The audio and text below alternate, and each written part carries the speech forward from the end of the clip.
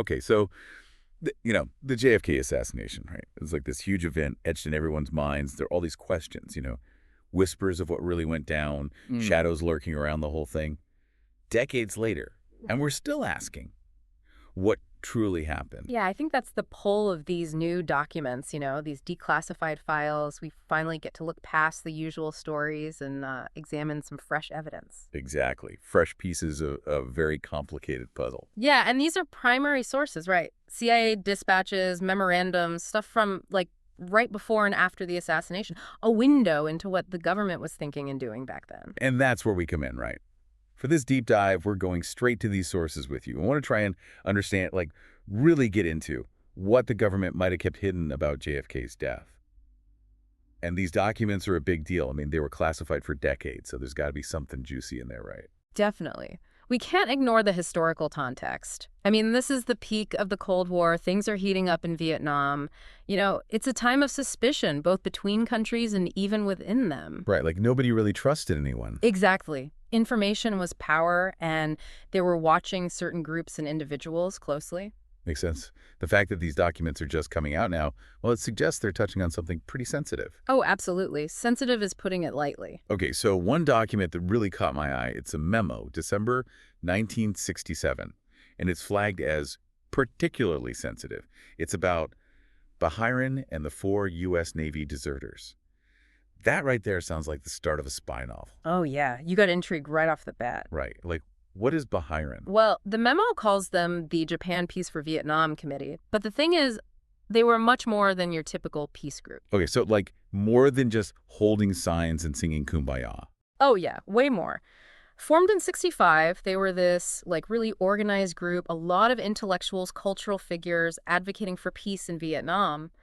But the memo is quick to point out, there were some leftist and communist elements within them, and they were definitely not fans of America. Ah, so not your average peaceful protest group then, more like, A little more radical, yeah. They were very active. what kind of stuff were they actually doing? They organized huge anti-American demonstrations, speeches, the whole 9 yards. But they were also smart about it. They got the media involved, did all-night TV teach-ins, even took out full-page ads in newspapers to spread their message. Wow, savvy media strategy for sure. Oh, yeah. They knew what they were doing. They were also organizing conferences, holding big meetings with prominent intellectuals, giving lectures all across Japan. And here's the kicker. They were distributing these anti-war pamphlets directly to American troops in Vietnam. Oh, wow. So not just protesting, trying to actively undermine the U.S. war effort. Absolutely. Trying to sway public opinion and, mess with troop morale. That's a whole different ballgame. And then there's this whole thing with the 4 U.S. Navy deserters in November '67. How did Bahrain get mixed up in that?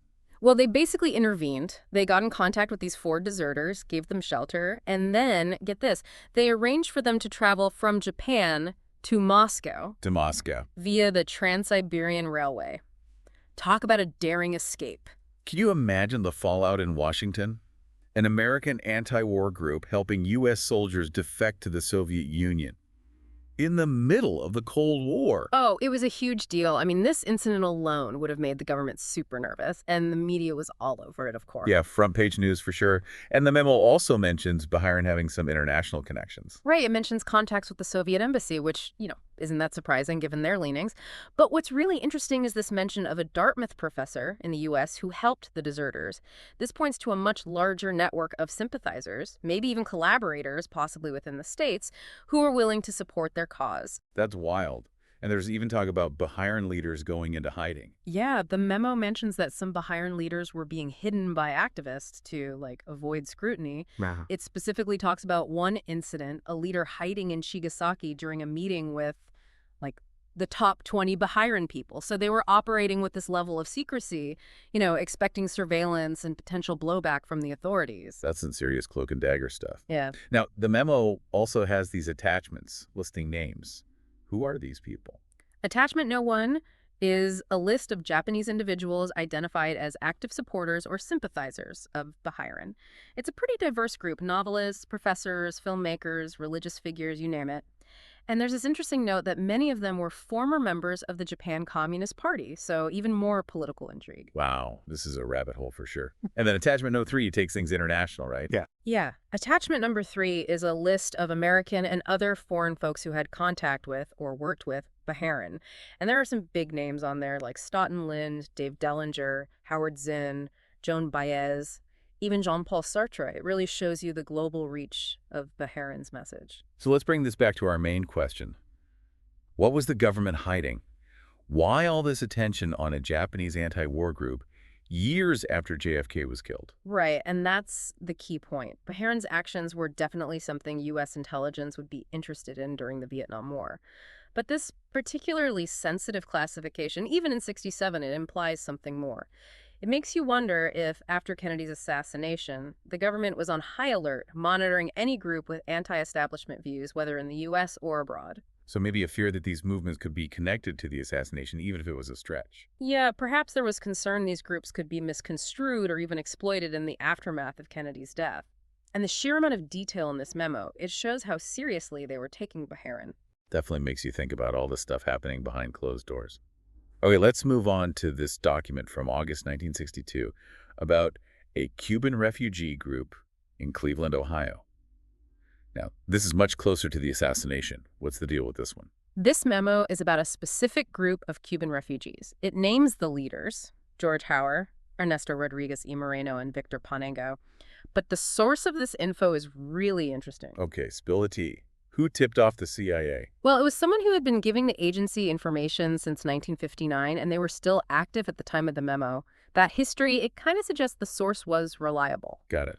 So what were these Cuban refugees up to in Cleveland? And the memo says they were setting up networks to help other refugees coming in, but more importantly, they were gathering medical supplies, ammo, and explosives. Whoa, hold up. Explosives. Yeah. They were planning to form Cuban military units once they left the U.S. And the source, they called this group activated and quite capable, which implies they were serious about taking action. That's a bit unsettling. It's August 1962. Tensions with Cuba are sky high after the Bay of Pigs. Cuban exiles preparing for armed action. Well, it kind of makes sense, but how does this relate to what the government might have been hiding about JFK? The memo asks for a quick check on this group, like right away. That shows how seriously the agency was taking this information. Now, think about it.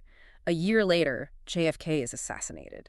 There's a massive investigation to find out who did it and why. Wouldn't they look at any group with both a motive and the means? Oh yeah, especially groups with a history of anti-Castro activity and access to weapons. Exactly. This memo shows the CIA was watching these groups closely before the assassination. So the question is, did investigators find any connections, even indirectly? And was that information kept secret? It's very possible they were looking at Cuban exile groups, and any link, no matter how small, to the assassination might have been covered up. Okay, next up, Gregorio Sarkeesian. He's mentioned in a secret memo from June 1966, and he sounds like a character from a Cold War spy movie. He really does. The memo describes Sarkeesian as between 55 and 60 years old, Armenian, and he used a bunch of different names. His background is pretty wild. He was supposedly a law school grad, a linguist, a former lawyer in Istanbul, and had business dealings all over Europe and the Middle East. But the big thing, they suspected he was involved with intelligence agencies. I bet they were thinking Soviet ties, right? Red flags flying everywhere in the Cold War. You got it. The memo says he was kicked out of Turkey in '55 because they thought he was a Soviet agent, and then 10 years later, he pops up in Vietnam, another Cold War hotspot. He's doing all sorts of things there, trying to set up currency exchanges, involved in these purification programs, and he could travel around Vietnam pretty easily, and multiple sources were reporting on him, so the intelligence community was definitely keeping tabs. And the memo says he claimed he was being targeted for political reasons. Yeah, it says he claimed he was working for someone called YB, and that this YB wanted him dead for political reasons sometime around December '65. We don't know who YB is from this document, but this claim, coming from a suspected Soviet agent in a sensitive area, it would have been huge news for intelligence agencies. And it suggests there were a lot of covert operations going on. It makes you think, why would info about someone with Soviet links and claims of political targeting in Vietnam be connected to the JFK assassination? Yeah, maybe they were looking for any kind of international conspiracy. It's possible. It really paints a picture of a shadowy world, with all these secrets and plots happening beneath the surface. For sure. Okay, last but not least, let's talk about Maurice Halperin and these Cuban connections that keep popping up. We have a couple documents about Maurice Halperin. One is a secret routing slip from December 1962. It just says his current address is in Havana, Cuba. But get this, just over a year earlier, in late 61, he was part of a U.S. delegation to Moscow. And the memo also mentions that sources said Halperin always seems to show up wherever there is some sort of activity going on. Sounds like he was someone intelligence agencies were watching. Right, connections to both the U.S. government and Cuba, plus a reputation for being in the stick of things. That's got to raise some eyebrows. Then there's this dispatch from May 1965 about the Information Council Americas, or INCA, based in New Orleans.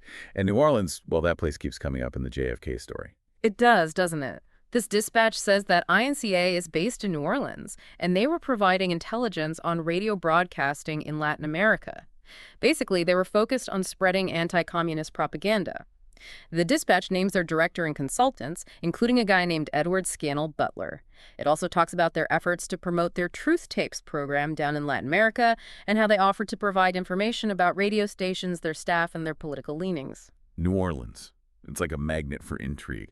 So we've got Halperin in Cuba, his past trip to Moscow, and this anti-communist group in New Orleans. It seems random, but how does this connect to what the government was hiding about JFK? It's the combination of these things that really gets you thinking. Was the government involved in, or at least watching, these anti-communist efforts in Latin America, especially with all the anti-Castro feeling at the time? Could Halperin in Cuba, plus his Moscow connection, and a group like INCA in New Orleans suggest a larger, maybe secret information war going on? It makes you wonder if we know the whole story about these activities, the people involved, and any unintended consequences or even connections to Kennedy's assassination. It's like peeling back layers of an onion, and each layer reveals something new and even more puzzling. Okay, as we wrap up this deep dive, let's think about what we've learned from these newly declassified documents. We've seen the wide-ranging activities and international connections of Bahrain, the CIA's interest in Cuban exile groups that might have had military capabilities, the mysterious Gregorio Sarkeesian operating in Vietnam, and the links between Maurice Halperin in Cuba and this anti-communist propaganda effort in New Orleans. All this is happening around the time of the JFK assassination. And going back to our original question, what was the government hiding? These documents offer some interesting clues. Do these details about anti-war groups, potentially armed Cuban exiles, people with suspected intelligence ties in global hotspots, and the world of secret propaganda, do they give us any near insights into the JFK assassination? Or do they just make things even more mysterious, hinting at a much more intricate web of information and activities that were hidden for decades? I mean, it really highlights the tension and complexity of the Cold War and the Vietnam War, right? Yeah. These global forces clearly had a huge impact on the government's actions, and maybe more importantly, on what they chose to keep secret. Exactly. And it makes us think that the full story of JFK's assassination might be more tangled up in these global conflicts and covert operations than we realize. It really leaves you wondering what other secrets might still be buried in those archives, just waiting to be discovered.